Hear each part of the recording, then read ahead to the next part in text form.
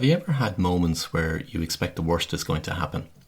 Now, it could be the missed phone call from someone that just didn't leave a message, and then you end up spending your time wondering what's wrong, or if you did something wrong, or that you're going to be told something bad when you ring them back. Or you see an email coming through from someone, but you're afraid to open it for fear of what actually might mean in terms of something bad, or something that you dread, or something not so nice is going to be contained in the actual email itself. Or you get a voicemail from your doctor following all the tests that you've done, and you expect bad news from the doctor when you ring them back. Or even the Sunday night feeling where you dread the anticipation of opening up your laptop on the Monday morning, or going into the office and not knowing what you're going to face. Now, these are just some of the times where people expect the worst of what's going to happen, and therefore they live their life in dread of what might happen. But not only that, not only do we have the fear or the dread, we also build castles in our mind. And I don't mean the 3-bed semi-detached kind of house or the fairy tale castle in Disneyland. I mean the great big dark castles like what you'd expect Dracula would live in. You see, sometimes we expect the worst, and with that expectation we build it even bigger and bigger in our mind until such time that it's as big as a castle. And yet, in the vast majority of cases, when we do ring that person back, or we open the email, or we go into the office on the Monday morning, things aren't as bad as what we expected, or what we had built up in our own minds.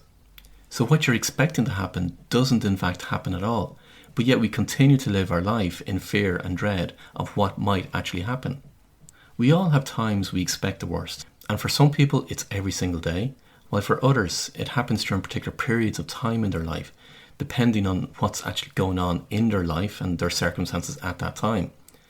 But on the other hand, there are times when we expect great outcomes to happen, like when we're on our way to our holiday, or to the cinema to watch a movie, or to a restaurant to have a meal.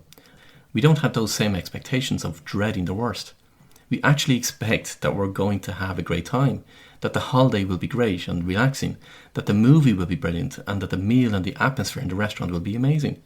So why is that? On one hand, we expect the worst is going to happen in certain circumstances, and on the other hand, we expect great things are going to happen. Well, here's one element of why that happens. It's where the position of control and the power lies. So what do I mean by that? Well, in the earlier examples that I gave where you might feel dread, in your mind, you're not the one in control. The other person is. Be it the client that you got the missed call from, or the doctor that left the message, the email that you've received, or the work that you have to face the next morning. Your emotional response is being put into control of someone else. And in fact, that emotional response is being put into control of someone else by you. And your perception is that they're in control. Whereas when you take the other examples that I gave, such as going on holiday, or going for a meal, or going to the movies, you're the one that's in control. You expect a good outcome because you're the person determining that outcome. Now, can you have a bad holiday, or a bad meal, or a poor movie? Absolutely. But that's not what you expect. And if you have a bad experience, then you're the one that's in control to give out about it, or look for some sort of remedy. In your mind, the balance of power is in your hands, whereas in the earlier examples, the balance of power is in someone else's hands. Now, this is very different to a person that, for the majority of their time, they see things as being negative. They're the kind of person that people refer to as being negative, and there's not many people that want to be around those kind of people. In fact, everybody wants to run away and be as far away as possible from those negative people. But that's not the same as building castles in our mind. You can be the most positive person for the majority of time, but there are times when you will build castles in your mind. So what can you do to stop building castles? Well, when I'm working with clients, I need to drill down into the root cause of why the castles are being built in the first place, and therefore we can then address the underlying cause. But let me give you a few strategies that you can work with and consider. Firstly, try and determine for yourself what the underlying cause of the feeling is. What are you fearing? Is it one of the 7 fears that I outlined on a previous episode? And if so, you now know from that episode how to dissolve that fear. Now, if you don't dissolve the fear, then it will continue to show up in your life, and in different ways. Secondly, take control. I mean, you take control. What I said earlier is that one of the reasons for building castles is that someone else is in control. Therefore, how you eliminate it is that you take control. Now, can it take a bit of time to take control? Yes, it can. But do you want to live a life where others are in control of your happiness, or do you want to be in control of your own happiness? So start to take control by putting a plan in place. So let's take an example that your circumstances are that you're in debt and therefore you're financially worried. And therefore anything that threatens your security in terms of financially, you will start to build castles. So if you received a missed call from someone that could potentially threaten your financial position, you're going to build castles in your mind. If you're worried about your job or your business, then anything that could potentially threaten your job or your business, you will build castles in your mind. The reason being is that you haven't taken control. Now, I know the first thing you're going to say as you're listening to this is, Paul, I can't take control. My employer has control. I can't tell him or her what to do. Or you might say, the economy's not great, so therefore I've no control over that. And if that's your immediate response, then now you know for certain that you need to take control, because ultimately you're handing your power over to someone or to something else.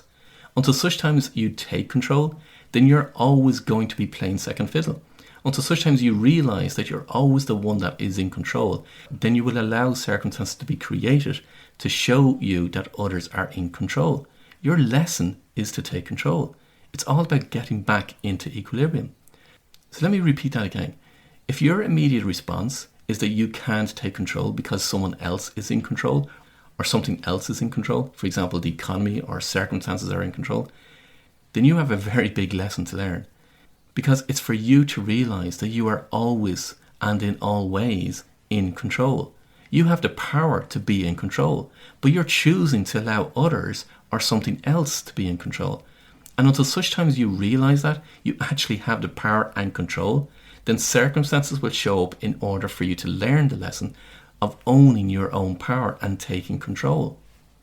In any area of your life where you feel you're not in control, then it will be controlled by others and by circumstances.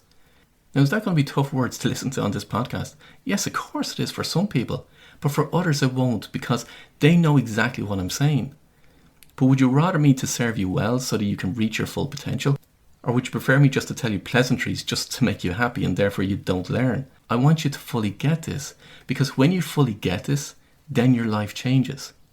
And as I said, the ones that get this, and I mean really get this, on all the levels that I mean when I say those words, you know your power, then they're the ones that are nodding, giggling to themselves and shouting out big fat yeses right now as they hear these words. You're the one that's in control. You're the one that has the power. Because when you get to know your power and that you're in control in the way that I mean you're in control, then boy do you have some fun. But let me get back to what I was saying. The aim is for you to take control. And to start to take control is for you to start to make a plan that will bring you to the point of being in control. The next thing that you can do is to find the evidence in your life where the worst thing that you expected doesn't happen, and have fun with it. So what do I mean by that? Well, everything in life is not one-sided. There are always both sides. It's a law of duality. You can't have a magnet with only one pole. You can't have electricity without there being positive and negative. There are always both sides. So you can't have a life that is all full of positives. That's where the whole positive thinking clan is getting it wrong. Trying to live a life that's only one-sided is foolish. There has to be both sides. Therefore, when you're expecting the worst to happen the majority of the time, start to find the evidence in your life where the positive happens. Because again, where there's negative, there's also positive. So when you remind yourself of all the phone calls that you got which were positive, then you'll be able to see that you got both positive and negative. And the main reason for this exercise is to recognize that not all phone calls are negative, which is what your perception is. Likewise, instead of dreading the Monday morning of going into the office, whether that be to your home office or to your actual office, start to list out all the times when you went in and something positive happened. Again, what you're doing is seeing both the positive and the negative play out. So instead of always seeing it as possibly negative, you actually begin to look for the positive moments. Then you can begin to have fun with it and therefore alter the outcome of what can happen. And what I mean by having fun with it, I mean start to expect something good. Start to play with it and start to see what good things might happen. Then begin to watch the magic happen. Now, if you do this consistently every day for a couple of weeks, you'll be amazed at what will happen, as well as the difference it will make to yourself. And lastly, let me give you one more thing to consider.